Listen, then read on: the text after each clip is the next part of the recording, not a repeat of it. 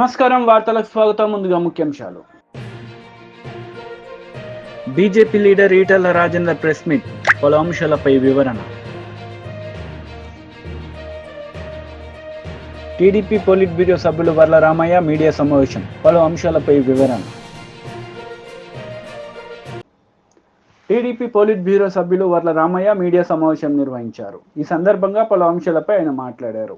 File కూడా దగ్ధం చేయడానికి లేదు, డిస్ట్రాయ్ చేయడానికి లేదు, ఫైనల్ ఆర్డర్స్ తీసుకోవటానికి వీలేదని చెప్పండి. అధికార మార్పిడి తథ్యం. రాష్ట్రంలో ఓటర్స్ అందరూ, ప్రజలందరూ కూడా ఒక వర్డిక్ట్ ఇచ్చారు.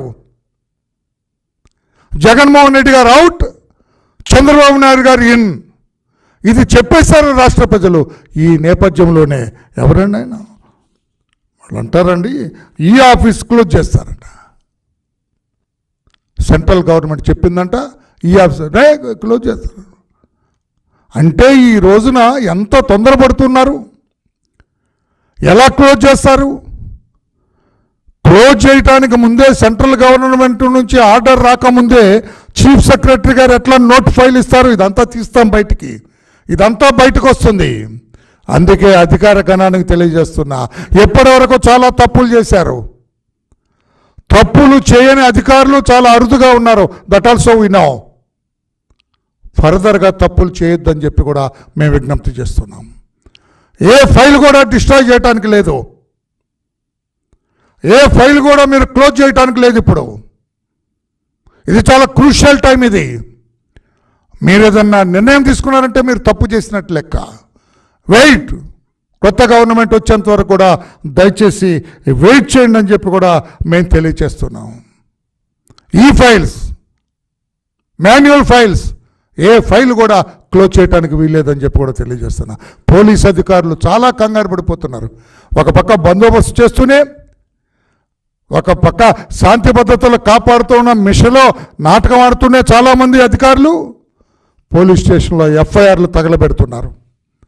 పోలీస్ స్టేషన్లో కేసు ఫైల్స్ అన్ని కూడా డిస్ట్రాయ్ చేస్తూ ఉన్నారు. చేయొద్దని చెప్పి కూడా తెలియజేస్తున్నాం. రాష్ట్ర డీజీపీకి మేము విజ్ఞప్తి చేస్తున్నాం. Ask all the police stations, all police officers not to destroy any file. ఏమి చేద్దాం, వచ్చిన తర్వాత అన్ని సమీక్ష చేయిస్తాం. తెలిసి తప్పు చేసిన వాళ్ళు తప్పకుండా శిక్ష అనుభవించవలసిందే. తెలిసి తప్పు చేసిన వాళ్ళు, నేను చాలా జాగ్రత్తగా మాట్లాడేటప్పుడు తెలిసి తప్పు చేసిన వాళ్ళు, కావాలని తప్పు చేసిన వాళ్ళు, అధికార పార్టీకి లాలూచిపడి తప్పు చేసిన వాళ్ళు, అధికార పార్టీ మోచేతి నీళ్లు తాగి తప్పు చేసిన వాళ్ళు కూడా శిక్ష అనుభవించవలసిందే. కనుక director general of police or additional DG administration మీ అందరికి కూడా విజ్ఞప్తి చేస్తున్నాం. Ask all the police officers not to destroy any file without a valid direction. దయచేసి చెప్పండి అని చెప్పండి. మిగతా అధికారులందరూ కూడా నేను తెలియజేస్తూ ఉన్నా. చాలామంది టెయింటెడ్ ఆఫీసర్స్ ఉన్నారు, మచ్చలు పడ్డ ఆఫీసర్స్. వాళ్ళందరూ కూడా విజ్ఞప్తి చేస్తున్నా, మీరు ఏ ఫైల్స్ కూడా మీరు సరిదిద్దటానికి వీల్లేదు. ఇప్పుడు తప్పులు దిద్దుకోవటానికి వీల్లేదు. మీరు తప్పు చేసి దాన్ని కప్పిపుచ్చుకోవటానికి ప్రయత్నాలు చేయొద్దని చెప్పి కూడా నేను తెలియజేస్తున్నా. It is a serious issue. ఎందుకంటే పక్కన తెలంగాణలో చూసాం కదా, దాని మీద పెద్ద ఎంక్వైరీ, జ్యుడిషియల్ ఎంక్వైరీ ఆర్డర్ చేయాల్సి వచ్చింది. వాళ్ళు టెలిఫోన్ ట్యాపింగ్ చూసాం కదా, ఆర్డర్ చేయాల్సి వచ్చింది. మరి అధికారులు ఈ 5 సంవత్సరాలుగా వాళ్ళు వెలగబెట్టిందంతా, వాళ్ళు చేసిన తతంగం అంతా బయటకు రావాలి కదా. అందుకని అధికారులు, నేను కింద స్థాయి అధికారులకు కూడా తెలియజేస్తున్నా, పై అధికారులు ఏమన్నా తప్పు చేయమంటే చేయకండి. మీరు కానిస్టేబుల్స్ ఉంటారు, హెడ్ కానిస్టేబుల్స్ ఉంటారు, ఎస్ఐస్ ఉంటారు, లేకుంటే సెక్రటేరియట్లో కింద సెక్షన్ ఆఫీసర్స్ ఉంటారు, ఇంకా క్లర్క్స్ ఉంటారు. వాళ్ళందరూ కూడా తెలియజేస్తున్నా, మీ అధికారులు ఎవరన్నా తప్పు చేయమంటే చేయకండి. మీ మెడకు కూడా చుట్టుకుంటుంది అది. పక్కన తెలంగాణ రాష్ట్రం చూస్తున్నారు, జ్యుడిషియల్ ఎంక్వైరీస్ గోయింగ్ ఆన్. వాటన్నిటి మీద, ఫైల్స్ మాయం మీద. అందుకని మన రాష్ట్రంలో ఒక్క ఫైల్ కూడా మాయం అవటానికి లేదు. ఆల్ ప్రిన్సిపల్ సెక్రటరీస్, సెక్రటేరియట్లో ఉన్న, రాష్ట్రంలో ఉన్న ప్రిన్సిపల్ సెక్రటరీస్ అందరికి కూడా నేను విజ్ఞప్తి చేస్తున్నా, you direct your people not to destroy any file అని కూడా నేను విజ్ఞప్తి చేస్తున్నాను. తర్వాత మన విషయానికి వచ్చినట్లయితే, శాంతి భద్రతలు కాపాడటంలో ఘోరంగా విఫలమైంది రాష్ట్రం. జగన్మోహన్ రెడ్డి గారికి అర్థమైంది తాను వెళ్ళిపో. కాంగ్రెస్ నేతలు మీడియా సమావేశం నిర్వహించారు. ఈ సందర్భంగా పలు అంశాలపై వారు మాట్లాడారు. అతి త్వరలో ముఖ్యమంత్రి గారు ఈ విషయాలు ప్రకటిస్తారు.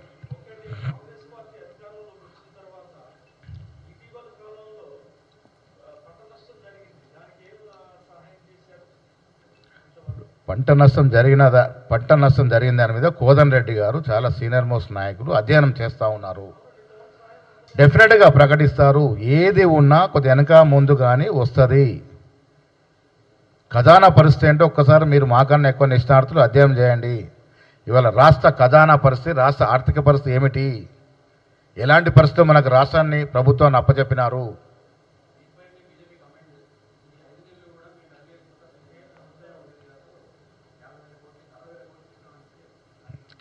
ఈనాటికి కూడా కేంద్ర ప్రభుత్వం నుంచి మనకు రావాల్సినటువంటి అంటే 10 ఏళ్ళు లెక్కేసుకుంటే బకాయిలే దాదాపు 50 లక్షల కోట్లు ఉన్నాయి. అంతేనా శ్రీపాల్ గారు? ఇఫ్ ఐఎమ్ నాట్ రాంగ్, దాదాపు 50 లక్షల కోట్లు, ఇంకా 50 లక్షల కోట్ల మేరకు కేంద్రం నుంచి రావాల్సిన సాయం ఆగిపోయి ఉన్నది. మరి మూకుమ్మడిగా ప్రభుత్వం చేసుకొని వాళ్ళిద్దరు లోపాయిక ఒప్పందం నేను అడగలేదా అని ఇవ్వలేదు. ప్రజల ముందుకు వచ్చి మాత్రం మీరు కొట్టినట్టు చేయండి, మేము ఏడ్చినట్టు చేసినామో చేశారు. మాటికి మేము బీజేపీతో సంబంధం లేదంటున్నారు. సిగ్గు ఉన్న నాయకులు ఎవరైనా మాట్లాడేది. ఇవాళ నల్ల చట్టాలు తీసుకొస్తే కేంద్రంలో ఈ కేసీఆర్ ప్రభుత్వం సాయం చేయలేదా? నల్ల చట్టాలు తీసుకొచ్చి 2 రోజులు ధర్నాలు చేశారు మంత్రులు, నాయకులంతా. అరే మేము ఆశ్చర్యపోయాం, మాకన్నా పెద్ద ఎత్తున ధర్నాలు చేస్తున్నారు ఏంటని. 3వ రోజు తోక ముడుచుకుని బిల్లుకు మద్దతు తెలిపినారు. వీరు ఇవాళ రైతుల గురించి మాట్లాడుతూ ఉన్నారు. ఏమీ రాలేదు. ఇంకా కూడా ఈ రాష్ట్రానికి రావాల్సిన వాటా చాలా ఉంది. వివిధ రకాలుగా వివిధ కోర్టులో వివిధ డిపార్ట్మెంట్ రావాల్సిన బకాయిలు చాలా ఉన్నాయి కేంద్రంలో. రేవంత్ రెడ్డి గారు మొదటే చెప్పారు, మాకు ఎన్నికలు వచ్చినప్పుడే రాజకీయాలు, కేంద్రంలో ఏ ప్రభుత్వం ఉన్నా మాకు రావాల్సిన వాటా విషయంలో బరాబర్ కొట్లాడతాం, సఖ్యతతో ఉంటాం, తెచ్చుకుంటామన్న మాట చెప్పినాడు. కేసీఆర్ లాగా ప్రధానమంత్రి రాగానే దాక్కున్నట్టు చేసి మాకు మీకేదో తీవ్రంగా వైరం ఉన్నట్టు నటించి తద్వారా ఓట్లలో లాభం పొందాలని ప్రయత్నం చేసిండు కేసీఆర్. లోపాయికర ఒప్పందం ఉన్నాడు. ఇవాళ ఎన్నికల్లో చూడండి, ఇవాళ ఈ పార్లమెంటు ఎన్నికల్లో టీఆర్ఎస్ నాయకులు మెజారిటీ చోట్ల, మెజారిటీ నాయకులు ఎమ్మెల్యేలు సైతం బీజేపీకి సపోర్ట్ చేసినారు. ఎవరి ఆదేశాల మేరకు చేసినారు? కేసీఆర్ కేటీఆర్కి తెలియకుండా వారు మద్దతు ప్రకటించినారా? కింది స్థాయిలో మాకు 12కు తగ్గకుండా సీట్లు వస్తాయని మేము ఆశిస్తూ ఉన్నాం. ప్రజల యొక్క నాడి అట్లా కనబడతా ఉంది.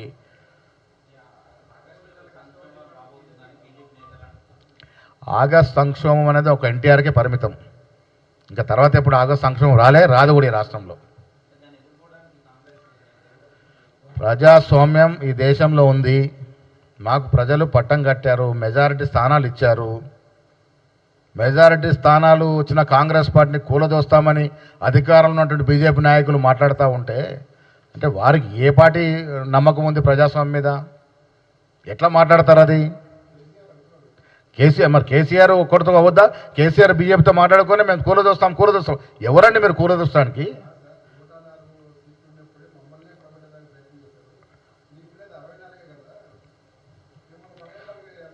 మెజారిటీ సీట్లు మాకున్నాయి. సమర్థవంతమైన పాలన రేవంత్ రెడ్డి నాయకత్వం నడుస్తూ ఉంది. దేనికోసం పడగొడతారు? అంటే మీరు 10 ఏళ్ళేది ఎలగబెట్టారు, ప్రజలు మీరు కోరుకుంటారనా? ప్రజలను మీరు తిప్ప చేసి మీరు ఇంటికి పంపినారు కదా. అసెంబ్లీలో బీజేపీ టీడీపీ లీడర్ మీడియా సమావేశం నిర్వహించారు. ఈ సందర్భంగా పలు అంశాలపై ఆయన మాట్లాడారు. ఏం ఉద్ధరించావు, నీకు ఎంపీ సీట్లు వస్తాయి. ఇవాళ వైనాట్ పులివెందుల అని ప్రజలు అడుగుతున్నారు. కడప జిల్లాలో కడప ఎంపీ కూడా గెలవబోతున్నాం అనే సమాచారాలు బయటకు వస్తూ ఉన్నాయి. ఇటువంటి పరిస్థితుల్లో ఈరోజు 3 రోజుల తర్వాత బయటకు వచ్చి ఇటు సోషల్ మీడియా కానీ మీడియా కానీ దేశం అంతా రాష్ట్రం అంతా ఘోషిస్తూ ఉంటే తట్టుకోలేక ఈరోజు నీ బెంచ్ కంపెనీలో నువ్వు పెంచి పోషించిన ఈ సైన్యం, ఈ ఐపాక్ ముఠా వాలంటీర్ వ్యవస్థను అడ్డం పెట్టుకొని ప్రజల వ్యక్తిగత సమాచారాన్ని, వ్యక్తిగత డేటాని ఇవంతా కూడా చోరీ చేసిన ముఠా ఐపాక్ రుషిపా సింగ్ ముఠా. వీళ్ళు చేసిన దోపిడీ, వీళ్ళు చేసిన డేటా చోరీ ఇవన్నీ కూడా రాబోయే ప్రభుత్వం ఎన్డీఏ కూటమి చంద్రబాబు గారి నాయకత్వంలో ఎన్డీఏ ప్రభుత్వం ఏర్పడుతుంది. ఈ ఐపాక్ టీం ఈ డేటా చోరీ, రాష్ట్ర ప్రజల వ్యక్తిగత సమాచారం, వ్యక్తిగత భద్రతా సమాచారాన్ని వాలంటీర్ వ్యవస్థ ద్వారా చోరీ చేసి జగన్మోహన్ రెడ్డి ఐపాక్ టీంకి కట్టబెట్టాడు. ఇవాళ దేనికి నీ మిడిసిపాటు, నీ బడాయ్ బాబాయిని గొడ్డలతో చంపిన ముద్దాయిల్ని నీ తమ్ముడు అవినాష్ రెడ్డిని కాపాడుతున్నందుకు నిన్ను గెలిపిస్తారా? ధరలు, నిత్యావసర వస్తువులు, పేదల రక్తాన్ని పీల్చి 8 లక్షల కోట్ల రూపాయల భారం వేసినందుకు నిన్ను ఉద్ధరిస్తారా రాష్ట్ర ప్రజలు? ఎస్సీ ఎస్టీ సప్లాన్ అన్ని నిధులు 1.5 కోట్లు నిధులు మళ్లించి ఏం ఉద్ధరించావని మళ్ళీ పకటకళ్ళకంటున్నావు. జగన్ రెడ్డి సమాధానం చెప్పమని కూడా నేను అడుగుతా ఉన్నా. అన్నా క్యాంటీన్లో పేదవాడికి అన్నం పెడితే ఓరవలేకపోయావు, పెళ్లి కానుకలు ఇస్తే ఓరవలేకపోయావు, 100కు పైగా ఎస్సీ ఎస్టీ బీసీ మైనార్టీ పథకాలన్నీ రద్దు చేశావు. దీనికోసం నువ్వు కళ్ళకంటున్నావు. మద్యపాన నిషేధం చేస్తేనే ఓట్లు అడుగుతా ఉన్నావు. అవన్నీ మర్చిపోయావు. మాట ఇచ్చావు, మడం తిప్పావు. దానికోసం నీ మిడిసిపాటు. నాసిరకం మద్యం, విషపూరిత మద్యం, 35,000 మంది సామాన్య పేద మధ్యతరగతి కుటుంబాలు మంగళసూత్రాలు తెంచినందుక మీ మిడిసిపాటు? కరెంట్ ఛార్జీలు 3 పెంచినందుక మీ మిడిసిపాటు? బస్ ఛార్జీలు పెంచినందుక మీ మిడిసిపాటు? ఇసుక ధరలో అడ్డగోలుగా 4 రెట్లు పెంచి 40 లక్షల మంది భవన నిర్మాణ కార్మికులు పొట్టగొట్టినందుక మీరు గెలుస్తానని ఎగిరెగిరి పడతా ఉన్నారు? 30,000 మంది మహిళలు అదృశ్యమయ్యారని కేంద్ర సంస్థల పార్లమెంట్లో చెప్తే సమాధానం చెప్పే ధైర్యం మీ ప్రభుత్వం దగ్గర లేదు. జాబ్లెస్ క్యాలెండర్ ఇచ్చినందుకు నిరుద్యోగ యువత కసిగా ఇవాళ ఎంత పెద్ద ఎత్తున బూతుల దగ్గరికి వచ్చి యువత పెద్ద ఎత్తున చైతన్యంతో ఓటేస్తే తట్టుకోలేక 72 గంటల తర్వాత బయట వచ్చి నేను 20 ఎంపీలు గెలుస్తా, 22 మంది ఎంపీలు గెలుస్తానని జప్పాలు డప్పాలు కొట్టుకుంటున్నావా జగన్ రెడ్డి? రివర్స్ పిఆర్సీ ఇచ్చినందుక నీకు ఓటేస్తారు.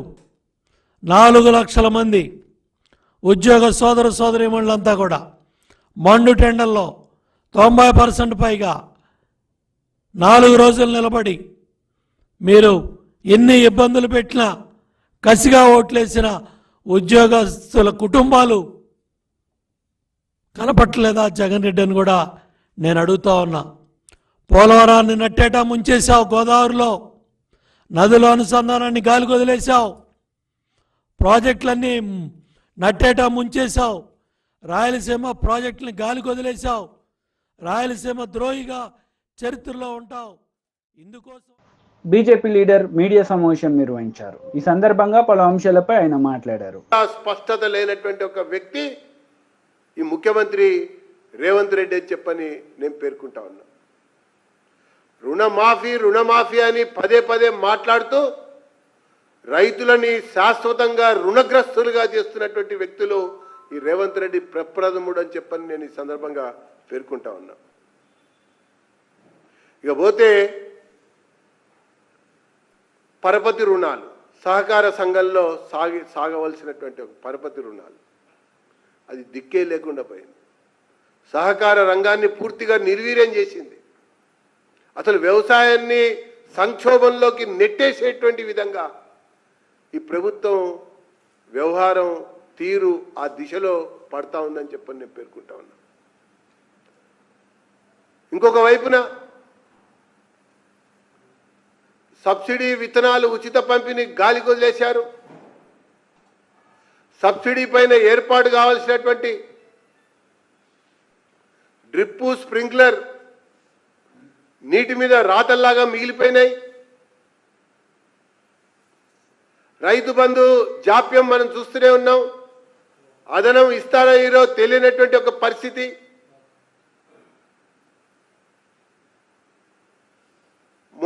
మొన్నటిగా పంట నష్టపరిహారం కూడా ఇవ్వనటువంటి ఒక వైనం.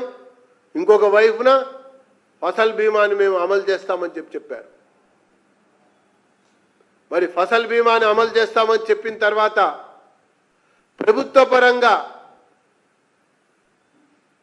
పంట విస్తీర్ణానికి మొత్తంగా వీళ్ళు ఆ ఫసల్ బీమాలో రాష్ట్ర వాటా కట్టినట్టయితే ఆ మొన్న నష్టపరిహారం అన్న ఆ రకంగా వచ్చేది. దానికి కూడా వీళ్ళు నిధులు విడుదల చేయాల. అది కూడా కట్టడానికి ముందుకు రాలా. కేవలం పేరుకు మాత్రమే ఆ ఫసల్ బీమా అమలు చేస్తామన్నటువంటి ఒక అంశం అలా పడి ఉందని చెప్పని నేను పేర్కొంటా ఉన్నా. ఇక ఉద్యానవనాలు, పశు సంపద, పాడి పరిశ్రమ, కోళ్ల పరిశ్రమ ఇవన్నీ కూడా అధోగతి పాలైనాయని చెప్పని నేను పేర్కొంటా ఉన్నా. ఈ యొక్క వ్యవసాయం సంక్షోభ దిశగా అడుగులు పడుతున్నాయని చెప్పని నేను పేర్కొంటున్నా. ఒకవైపున ఆర్థిక సంక్షోభం, దివాలా తీసిన ఖజానా, కొత్త అప్పులు పుట్టే పరిస్థితి లేనటువంటి వైసీపీ లీడర్ మెరుగు నాగార్జున మీడియా సమావేశం నిర్వహించారు. ఈ సందర్భంగా పలు అంశాలపై ఆయన వివరణ ఇచ్చారు.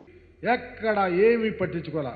అంటే ఇది ఒక ప్లాన్ ప్రకారం కేంద్రంతో కుమ్మక్కై ఒక ప్లాన్ ప్రకారం ఈ రాష్ట్రంలో జగన్మోహన్ రెడ్డి గారిని అడ్డుకట్ట వేయాలనే ఒక కుట్రతో తప్ప వేరే ఆలోచన లేదు. చాలామంది పోలీసు అధికారులు పచ్చ చొక్కాలు వేసుకున్నారు. నేను ఒకటే చెప్తా ఉన్నా, ఏ పోలీస్ అధికారైనా ఎవరైనా ఈ రాష్ట్రంలో మేము మరలా అధికారంలోకి రాకపోతా ఉన్నాం, ఖచ్చితంగా ఎంక్వైరీ చేస్తాం. మీరేదో మా నాయకుడిని మమ్మల్ని ఓడించాలని చూస్తే ఆంధ్రప్రదేశ్లో ప్రజల న్యాయ నిర్ణేతలుగా ఉన్నారు. జగన్మోహన్ రెడ్డి గారిని అంచెలంచెల విశ్వాసంతో జగనన్న గెలిపిస్తానికి సిద్ధంగా ఉన్నారు. అందుకని ఎక్కడ మాకు ఈరోజు కేంద్రంలో ఒక పోలీస్ అబ్జర్వర్ని వేశారు. మరి ఆయన ఏమైపోయాడో తెలియదు, ఎవరు ఇన్ఫ్లుయెన్స్ పొందాడో తెలియదు. పోలీసుల్ని చక్కగా ప్లాన్ ప్రకారం సిస్టమేటిక్గా తెలుగుదేశం పార్టీకి చంద్రబాబుకి అడుగులు ముడుగులు తప్ప వైఎస్ఆర్ కాంగ్రెస్ పార్టీ శ్రేణుల్ని నిలవరించాలని ఆలోచన తప్ప ఎన్నికల విధులు కరెక్ట్గా చేయించాల. ఇప్పటికీ చూస్తూ ఉన్నాం. ఈ రోజుకి దాడులు చేయిస్తూ ఉన్నారు, ఈ రోజుకి అఘాయిత్యాలు జరుగుతూ ఉన్నాయి. ఎందుకు కరెక్ట్గా రియాక్ట్ అవ్వలేకపోతా ఉన్నారో ప్రజలు కూడా గమనించాలి. ప్రజలు అర్థం చేసుకుంటున్నారు. చంద్రబాబు ఓడిపోతున్నాడు, చంద్రబాబు కేంద్రంతో లాలూచి అయ్యాడు, కేంద్రం ఇన్ఫ్లుయెన్స్తో ఈరోజు ఎన్నికల్లో జగన్మోహన్ రెడ్డి గారిని ఓడించాలని చూస్తూ ఉన్నాడు. కానీ జగనన్న చేసినటువంటి గొప్ప గొప్ప కార్యక్రమాలు ఆంధ్రప్రదేశ్లో ప్రజానీకం ఉవ్వెత్తున ఎగిసిపడ్డారు, జగనన్న కొమ్ము కాశారు. మరలా ఆంధ్రప్రదేశ్లో జగనన్న ముఖ్యమంత్రిగా చేసుకోవటానికి సిద్ధంగా ఉన్నారు. కానీ చంద్రబాబు కోటే చెప్తా ఉన్నా, నువ్వు ఎప్పుడు పేదల మీద పడుతున్నావో, దళితుల మీద పడతా ఉన్నాడో, ఎస్సీ ఎస్టీ బీసీ మైనారిటీల మీద అఘాయిత్యాలు చేయిస్తా ఉన్నావో, నీ రాజకీయ అంతం జరుగుతూ ఉంది, గమనించు. జూన్ 4వ తారీఖున పటాపంచలైపు ఆంధ్రప్రదేశ్లో వైఎస్ఆర్ కాంగ్రెస్ పార్టీ అఖండమైన విజయం జరుగుతూ ఉంది.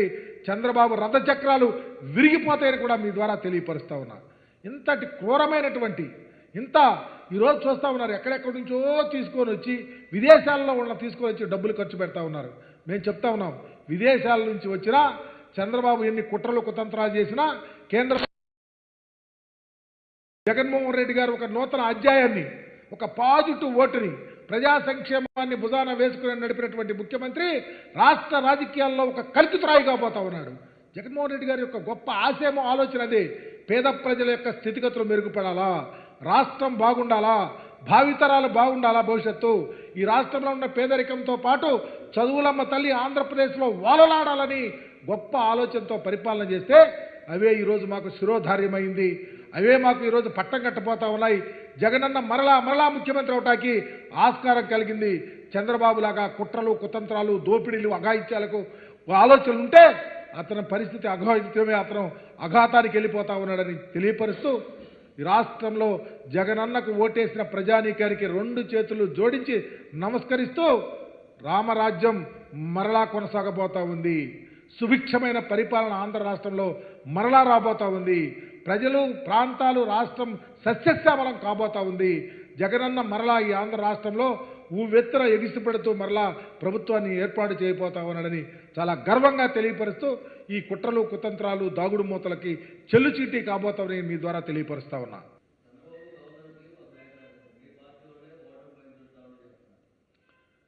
చంద్రబాబు గవర్నర్కి ఒక ఉత్తరం రాశాడు, మా పార్టీ వాళ్ళు. ఒకసారి కళ్ళు లేని కబోజులు కాదు. జనసేన లీడర్ మీడియా సమావేశం నిర్వహించారు. ఈ సందర్భంగా పలు అంశాలపై ఆయన మాట్లాడారు. మహానాయకుడు ఎగినప్పుడు మీరు ఏం చెప్పినా చేస్తానని చెప్పి ఆయన భావాన్ని యథాతథంగా అమలు చేసి చూపించిన వ్యక్తి అయినా. తర్వాత ఆయన కూడా గత 2-3 నెలల నుంచి ఫ్యామిలీని వదిలేశారు. మధ్యలో ప్రెసిడెంట్గా పిలిస్తే వెళ్ళి మళ్ళీ వెంటనే వచ్చాం. సో ఆయన మనసా వాచాకారంగా పనిచేసిన వ్యక్తి. నా స్నేహితుడుగా కాదు, జనసేన నాయకుడిగా ఎంత కష్టపడ్డాడు నాకు తెలుసు ఇవాళ. సో నా స్నేహితులు కాదు కానీ నిజంగా అంత కష్టపడి ప్రతి చోటకి వెళ్ళాడు, ప్రతి వాళ్ళని కలిశారు. ప్రతి వాళ్ళు ఆవేశంలో ఆయన ఎన్నో మాటలు అన్నారు, కానీ ఆవేశాన్ని అర్థం చేసుకున్నాం తప్ప తప్పుగా అనుకోలేదు. ఎందుకంటే అడిగిన వాళ్ళందరూ మంచి ఉద్దేశిస్తున్నారు కానీ వాళ్ళు ఆవేశంతో మాట్లాడారు. సో అవన్నీ మనస్ఫూర్తిగా తీసుకొని చాలా చక్కగా తృప్తిగా ఉన్నారు ఆయన. ఇవాళ ఆయన అందరికీ మనస్ఫూర్తిగా సేవ చేసినందుకు మీరు ఆయన ఒకసారి ఇంకా మా మర్రెడ్డి శ్రీనివాసరావు గారు ప్రజారాజ్యం మాతో ఉన్నారు. తర్వాత జనసేనలోకి వచ్చారు. ఆయనకి అసలు ఒక్కరోజు కూడా అనపర్తి నియోజకవర్గానికి ఇన్ఛార్జ్ ఏ రోజు కూడా గారు నాకు ఒక ఎమ్మెల్యే నిలబడాలి, అయితే ఒక చోటకి వెళ్ళి జిల్లా పరిషత్ చైర్మన్ నిలబడాలి, ఏది అడగల.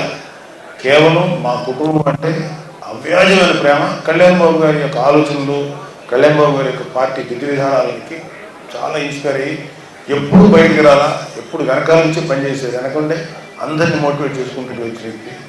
ఎటువంటి స్వార్థం లేకుండా పనిచేశారు. ఈ రోజు కూడా ఏ స్వార్థంతోనూ పనిచేయట్లేదు, హ్యాపీగా పనిచేసాం. మన వాళ్ళందరినీ చక్కగా కూడగొట్టుకున్నాం, చక్కగా వాళ్ళందరి సహకారం తీసుకొని పని చేయించాం అని మాట్లాడిన వ్యక్తి. అన్ని విధాలుగా ఇంకా ఆయన చేసిన పని ఎట్లా ఉంటుందంటే, ఒక 10 తలలు ఉంటే ఎట్లా ఉంటుందో ఒక మనిషికి అంత పనులు, అంత మల్టీ టాస్కింగ్ పనులు ఎన్నో కష్టపడి చేశారు.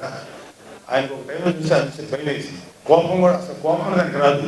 అలాంటి వ్యక్తికి కూడా కొంచెం కోపం వచ్చింది. అంటే ఎంత కష్టపడ్డాడో మీరందరూ అర్థం చేసుకోండి. మర్రెడ్డి గారు ఇక్కడ ద్వారపూడిలో ఉంటారు, ఎప్పటికీ మీకు అందుబాటులో ఉంటారు, మేము అందరూ అందుబాటులో ఉంటాం. వేరే తర్వాత చెప్తాను. సో ఆయన కూడా మీ అలాగే తుమ్మలపల్లి రమేష్, ఆయన మాటల మనిషి, జాతర మనిషి. జగ్గంపేటకి చాలా ఇన్ఛార్జ్గా ఉన్నారు ఆయన.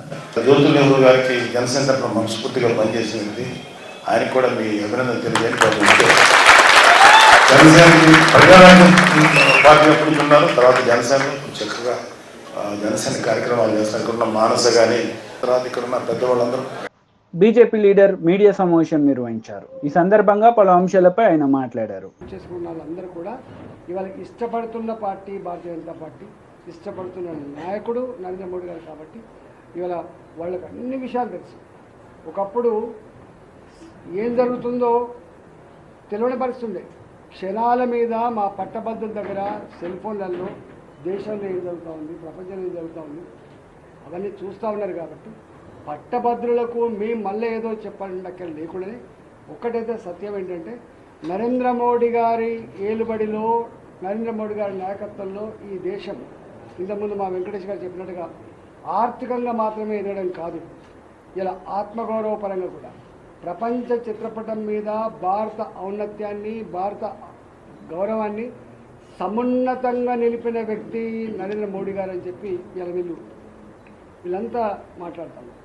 మొన్న మేము ఎన్నికలు చూస్తే మాకు బాగా ప్రచారం చేసిన దాంట్లో ఐటీ ఎంప్లాయీస్ కావచ్చు, ప్రభుత్వ ఉద్యోగులు కావచ్చు, వాళ్ళకు బయటికి చెప్పుకునేటువంటిది ఉండకపోవచ్చు, కానీ రిటైర్డ్ ఎంప్లాయీస్ కావచ్చు, పట్టభద్రులు కావచ్చు, మొట్టమొదటి అసలు అంటే ఎవరు చెప్పకపోయినా, ఎవరు పిలవకపోయినా వాళ్ళంతటా వాళ్ళే బాధ్యతగా భావించి వాళ్ళు మా ఎన్నికల్లో మా గెలుపు కోసం ప్రయత్నం చేసింది. కాబట్టి డెఫినెట్గా ఇవాళ వరంగల్, ఖమ్మం, నల్లగొండ, ఉత్తర తెలంగాణకి చాలా గుండెకాయ లాంటి జిల్లాలు, చైతన్యానికి మారుపేరు ఉన్న జిల్లాలు ఈ మూడు.